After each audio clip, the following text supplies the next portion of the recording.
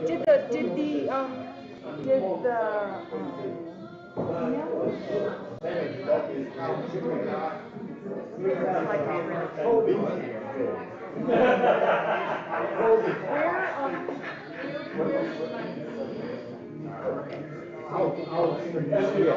this movie called Rabbit Dance, had good at Crisco, and supposed he and Sam yeah.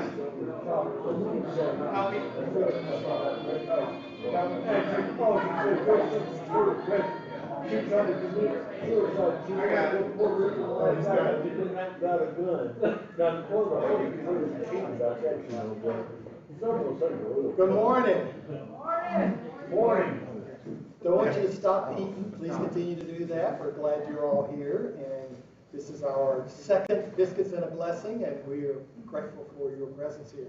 We've had some technological challenges, but we're going to just go on and make this happen this morning. Thank you for being here. You remember, of course, we got to be done by 10:30 so that Covenant can start getting their services in place. But if you did not pick up the bulletin, there is the information for stuff coming up to keep you in mind of all that. But today I want to introduce our speaker. We're so delighted to have her with us. Lee Sloss-Cora is the director of Pepper Place Farmers Market, and I know many of you go to the farmers market. And so we are delighted to have her come and tell us a little bit about that organization, how it got going, and you'll have a chance to ask some questions and dialogue, and we'll go from there. So I'm going to turn it over to Lee. Welcome. Awesome.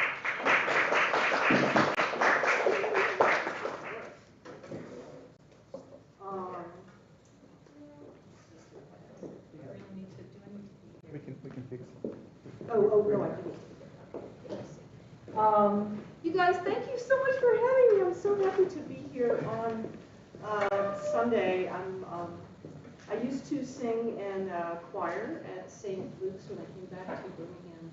I sang, and I really enjoyed doing that. And then the music changed, and I kind of stopped going to church. And my Sundays are open now. All right. But I love the idea of gathering people on a Sunday morning. I think it's like what I do every Saturday at the market.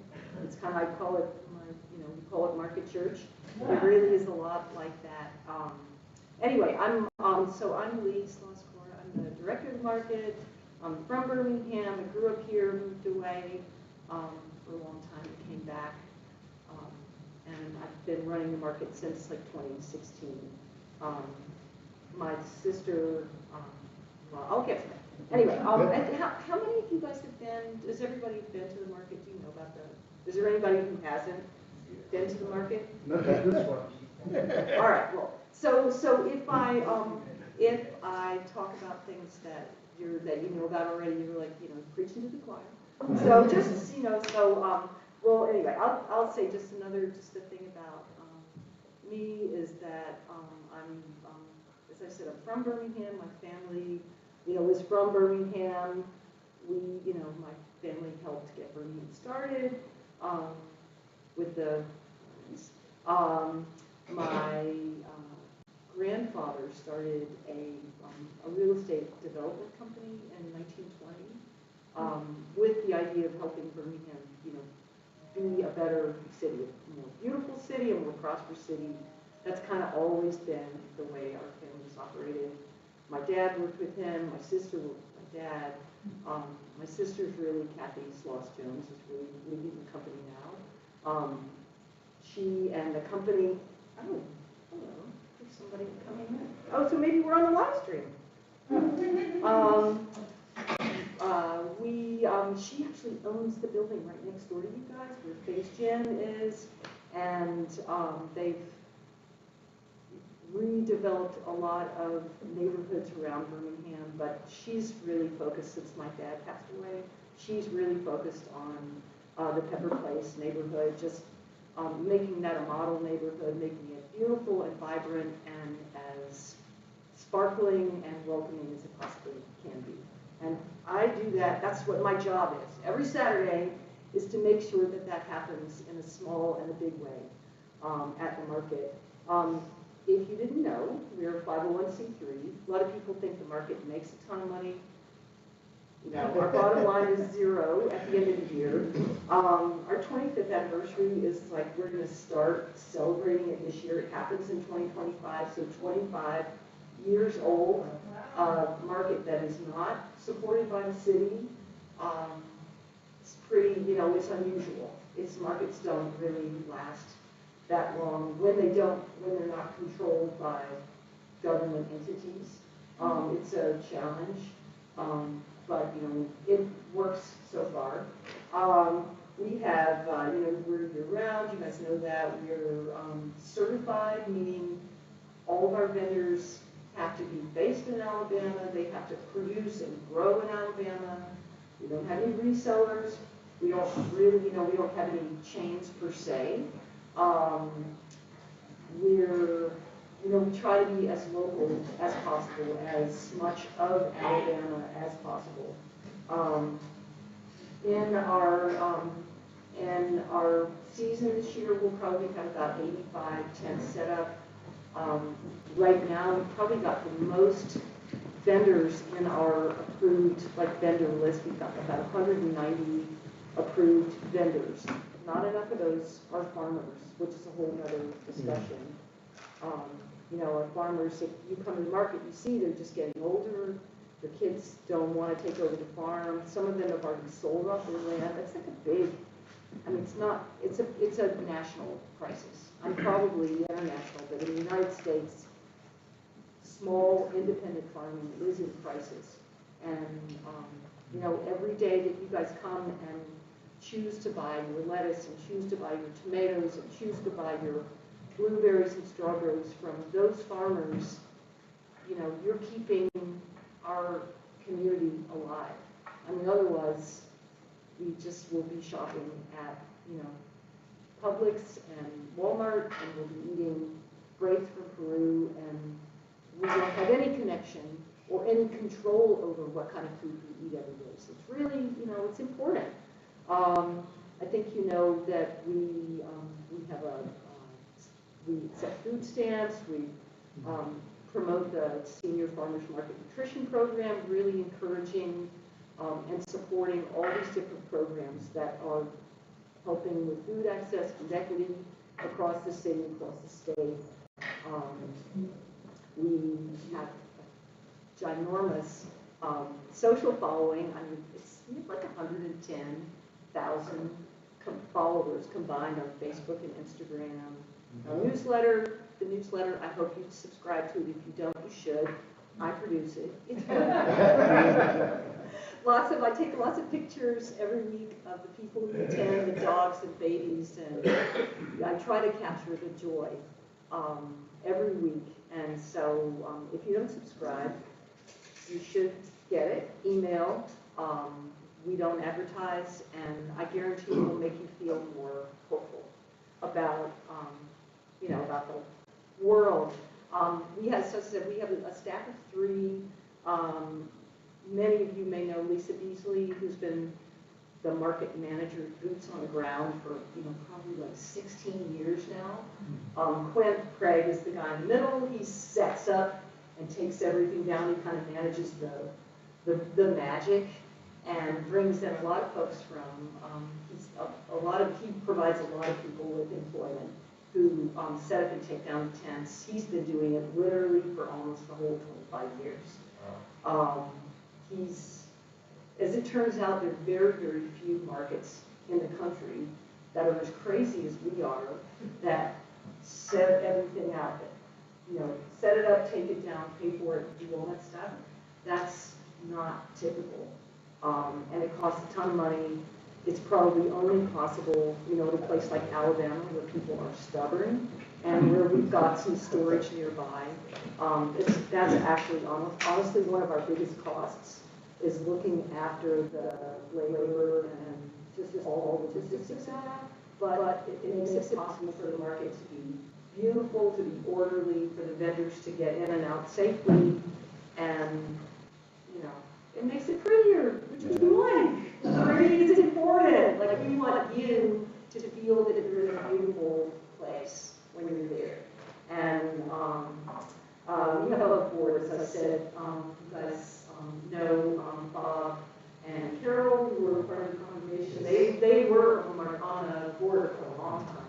Um, Frank Stitt and Parvis has been on board forever.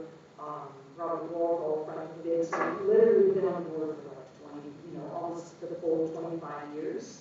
And we have some other people too.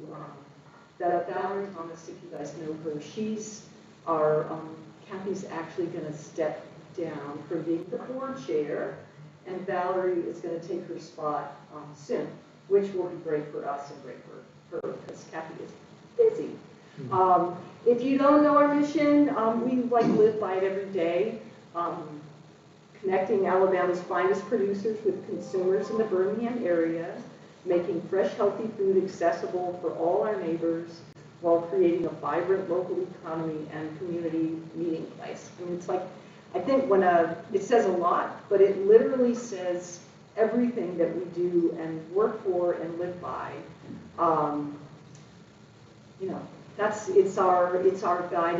It's our guiding pathway. I said, we started in 2000. That's my sister Kathy on the right has the hat. If you can see the picture, the one on the left is my middle sister Carolyn. She started the first Pilates studio in Birmingham, one of the first ones in Alabama, 25 years ago.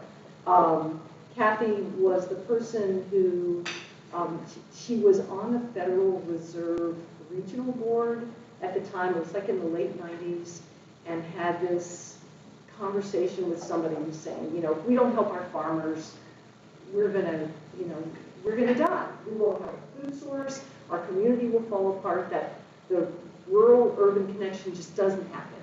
Like, what can we do? Can't we do something to help these people that are working so hard to keep us alive? And so the idea, Kathy, if you know her, she's a connection maker. She loves to put things together, problem solver, and she thought, a market could solve this problem. You could get money into the pockets of the farmers. She talked to Frank Stitt, Franklin Biggs, who was a chef at the time, if you know him.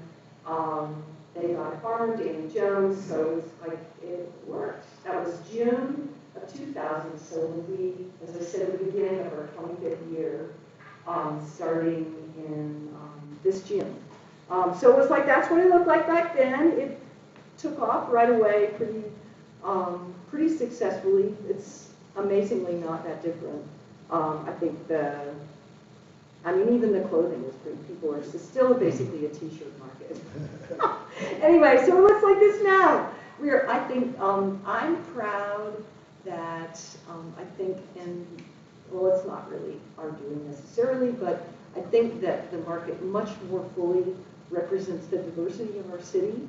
I think in the early 2000s, there's a lot of older people and idealistic people from Forest Park and a few from over the mountain, and a lot of older people who believed in markets. Now I think we have everybody. We're really, really proud to welcome everybody. We've got people of all ages, all abilities, all nationalities, all races, all orientations. I feel like if you come to our market, you can really experience the best of Birmingham, the best of Alabama, and meet great people, feel really good about where you live. Our policy requires that we have no religion and no politics. I wish we could get sports out of it too. We try to stay away from that as much as possible. But I think that what that does is it creates an environment where people can relax and be open to each other. Not everybody is as broad-minded and as welcoming as you guys are. And I think that, we don't say, check your attitude at the door, but I feel like if you're not going to be happy, if you can't be open, then, maybe after you spend the morning with us, you will be. It's, anyway, I think the shot is so beautiful. You can kind of see how fabulous this neighborhood is looking. It used to be, it was a pretty derelict neighborhood. Over 2nd Avenue was a drag strip. There were a lot of unhoused people, a lot of, it was abandoned. And, it really has changed. Now we have housing and Billy Reed and James Beard restaurants. My computer is I need to plug in somewhere. I didn't even think about that, but it looks like my battery is really going. We'll see. So anyway, we have Yeah. You want to use this? You really have to, those other people are coming in like just a few minutes. 10:30 is when we transition. Okay, all right. Anyway, I'll say that if you don't know how much markets help the local economy, they do a huge amount. We had an economic impact study done in 2019. I think that we're going to revisit that for our 25th anniversary. I mean, the numbers are huge. Like our market, just our market alone, contributes $20 million annually to the city's economy, 184 jobs with the businesses right in the immediate, in Pepper Place. It's $100 million annually. These are not made up numbers. I don't know how they got to them, but it's, significant. Farmers and artisans and people selling soap and tamales, those folks being there, you guys showing up, make that much of a difference. As I said, we really, do it all because we just live our mission every day, as you guys clearly do too. We've got all different types of programs for people. We have, pictures. We have all these special events, Women in Food Month and Celebrate Trails Day, which is coming up soon. And we kind of do a lot of that with the help of partners and partnerships, and our sponsors really support us a lot. You guys have probably seen all of the construction that's happening on 2nd Avenue. It hasn't been terribly disrupted, but it's ugly. And I don't know, are you guys aware how much of it, what's going on? Anyway, this is, if you hadn't seen the rendering, I think it's inspiring. It makes me feel better because I'm just getting tired of all the dirt and that orange, the cones and things. But this is the hope, this is the plan of what it's supposed to look like. That's literally the intersection. The Red Cat is on the left, and that's the Dr. Pepper building. Like, it's supposed to look something like that in literally just a couple of months. They're gonna, I think the idea is to make 2nd Avenue a street versus a thoroughfare with 4-way stops and proper drainage and bike lanes, and they talk about putting the streets on a diet. They're gonna shrink the streets, so there's parking and bike lanes, and so it won't be like 2 giant lanes that are perfect for postal trucks and wreckers to rush up and down at 50 miles an hour. It'll be more like you're going to have to stop. And people will walk around, and there'll be beautiful, accessible curb cuts so that people with wheelchairs and strollers and, any type of, or people that are just clumsy like me that tend to trip on uneven sidewalks, people will have a much easier time walking around, and you'll be able to walk nicely from here to there, which is pretty awesome. In 2024, big year coming up, besides all the usual cool stuff that we're doing, we have in a couple of weeks, if any of you are gardeners or interested in just playing around with seeds with the kids, we're having a seed swap day with a bunch of master gardeners from the town gardens and people. If you've got seeds, if you're seed savers and you want to share them and swap them with other people, the seeds will all be free. But it's kind of a traditional thing that farmers markets do a lot in the kind of late spring, late winter, early spring time to get people excited about planting and growing and engaging with, the dirt and where our food comes from. We've got Weather Day with James Spann is going to make an appearance at our market in May. Exciting! I'm very proud of the Women in Food Month that we had in September. We're going to do that again. Also, falling during that time will be the Food Plus Culture Fest. I don't know if you guys knew about that or attended any of those festivities last year. It's going to be a 10-day festival this year with 2 big days at the market. One day there will be a special event that's like a women's brunch with speakers and great music and women chefs and makers. And the second weekend will be storytellers, Alabama authors in partnership with the Alabama Humanities Alliance. Anyway, I think the main thing that we try to do every Saturday, as I said, is really set the table for people from around the city, from around the world to come and be together and discover the joy of community for everyone. And that's really what drives us every day. We want people to have access to fresh food. We want people to be nice to each other, to be open and not closed and extreme. We want them to be the best people that they possibly can be. We're, I think it's a tall order. I know just from reading a little bit that you guys have a big outreach program. We're so grateful to you for the work that you do, your compassion and generosity and patience with the systems that are. It requires a lot of commitment and faith and toughness. And we really appreciate you guys a lot. I mean, I think you're really important partners. So glad that you're in Lakeview.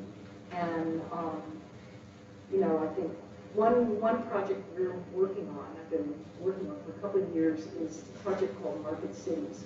We're working with this organization from New York, trying to get all the market people, all the people, East Lake and Bessemer and West Homewood, all the kind of greater Birmingham people to sit down and talk on a regular basis, collaborate, and we kind of realized that we actually need to do that in a larger way with all the people that touch food, between the food bank and people that serve the shelters and Joe's Valley, and to get all the people that touch our food supply, our whole food system, which, as you know, like needs a lot of work. And just getting people to sit down is really hard. There are a million reasons that people can't be available. And sometimes it's just, I couldn't work the Zoom. Sometimes it is just the Zoom.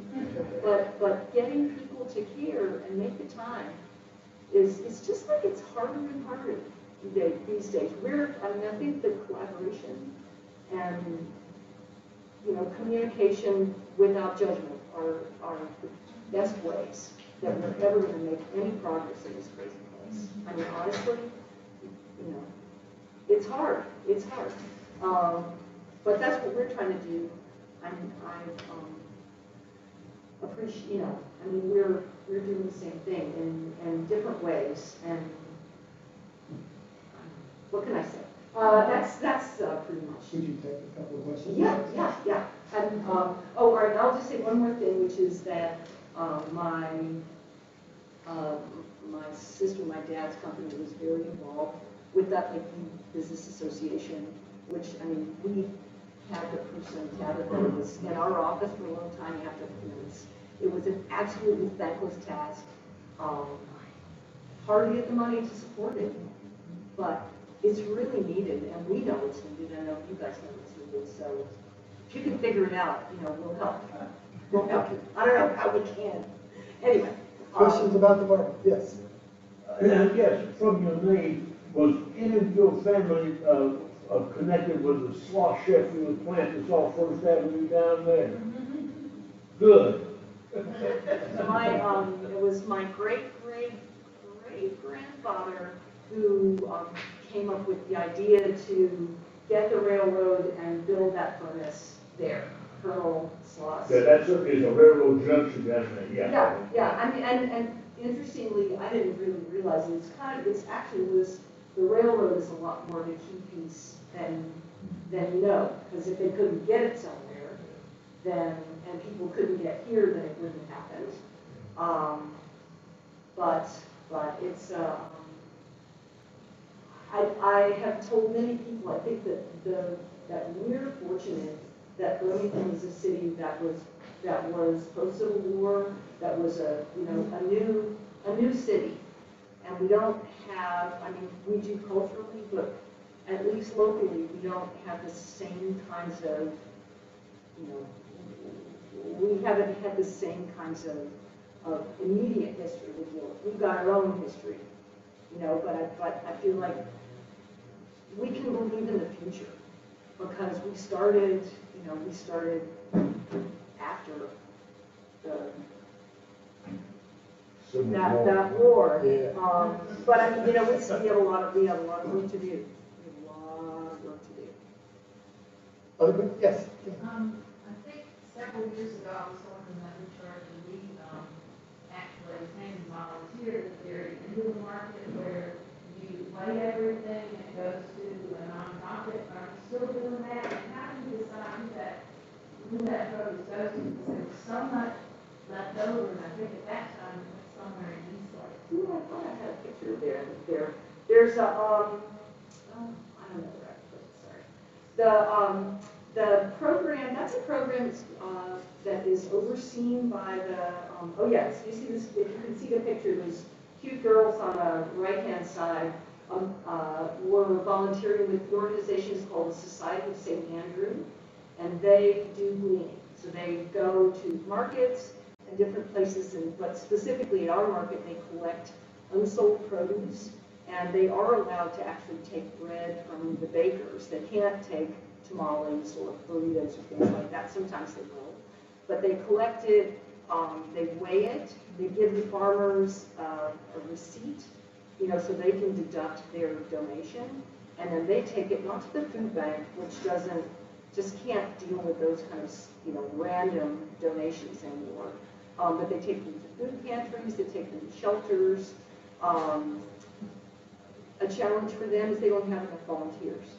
They really only come from like May to October because they just don't have the volunteers. And I think, what I see, yesterday, did anybody go to the market yesterday? It was killer yesterday. So beautiful, sunny, a ton of people showed up, but the baker still had leftover bread, like leftover pastries and things, and he's not supposed to throw them out, but he's like, who wants this stuff? And a lot of the other vendors will come around and like, oh, can I take some of these home to my family? And he's like, of course. But I wish that somebody could be there who could, and sometimes somebody does, but who could go and take it to the firehouse or take it to, the bread is incredible. It's so nice to have something that's beautifully made and prepared, the night before. But it's volunteers, people to do the work that is the missing piece. I mean, I see a room of potential volunteers right here, so. I'm just saying, they could use some. It's a lot of fun. I mean, it's fun. Yeah. Getting the receipts and weighing and seeing how much food was taken to go. And as I said, sometimes people, people will list their kids, they'll have teenagers, they'll have maybe a church will, offer to do it 1 week and a different organization. But, it's work, you gotta show up, you gotta hold stuff around, and, it's the challenge of our time. If you have other questions, I invite you to come up and just speak with Lee personally. We've got to get ready so that company can come in. So let's thank Lee for being here with us.